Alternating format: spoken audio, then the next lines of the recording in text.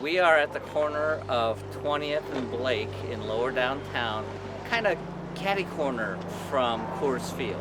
I think most of the Asian Americans in this area know that there was an anti-Chinese race riot on October 31st, 1880, which is 140 years ago. The thing to keep in mind about the Denver riot is that it was preceded by an anti-Chinese climate. In other words, there was considerable hostility towards Chinese in the American West. On October 31st, 1880, at 2 p.m. in the afternoon, the anti-Chinese race riot broke out in Denver. During those hours, approximately 3,000 to 5,000, or 10% of Denver's population had descended upon the Chinese community and engaged in what we refer to as raping and pillaging, all but destroying the Chinatown community. They had, in addition to causing physical injuries to the inhabitants, as well as killing one individual, Book Young, who worked at the Singley Laundry, they had damaged a considerable amount of property as well, for which they were never compensated.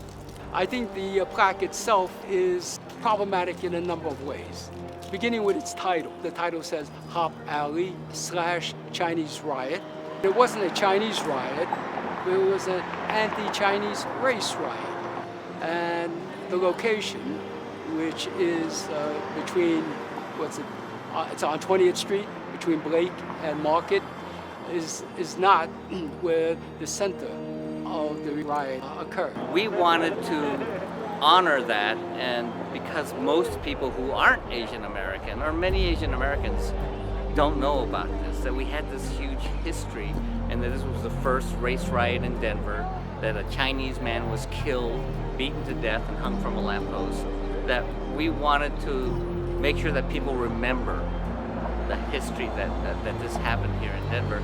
And so we drafted a proclamation for Mayor Hancock and worked on it with his office, mayor's office, and he made the proclamation to name today, October 31st, 2020, as Denver's Chinatown Commemoration Day. It's the first step in bringing back our identity.